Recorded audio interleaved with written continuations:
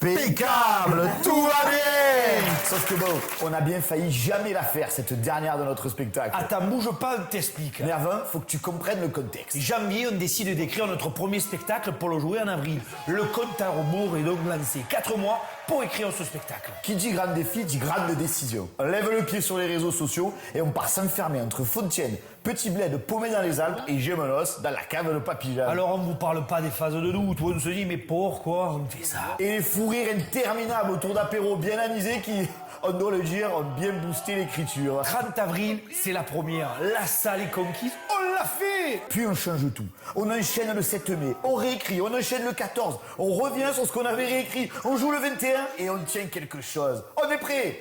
Enfin presque.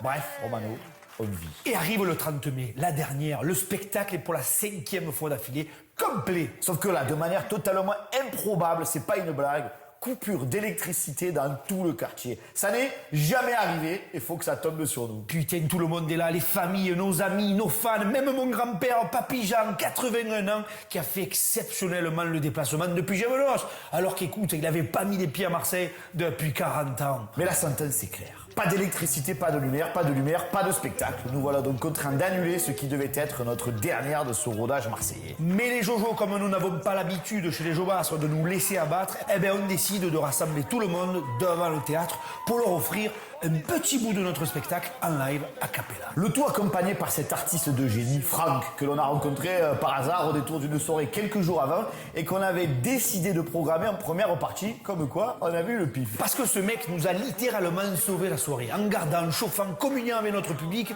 qui lui aussi, faut le dire, a tous les honneurs. Ah, vous avez gardé le sourire malgré cette situation improbable. L'énergie est belle, on danse, on communie dans la rue de manière brute, authentique. Et la Malicus, la magie opère. À l'heure où notre spectacle devait commencer, la lumière fut. Mais quelle émotion, quel moment, c'est énorme. Et la suite, vous la connaissez. Impeccable, tout va bien. Attends, avant de scroller, comme vous êtes moulon à ne pas avoir encore vu ce spectacle, si ça t'intéresse, on vient de rajouter une date exceptionnelle. Le 19 juin, à la Comédie de Marseille. Par contre, pas d'excuses, tiens l'info, c'est maintenant ou jamais. Il reste que 32 places. Bon, tu as compris? Ou on t'explique.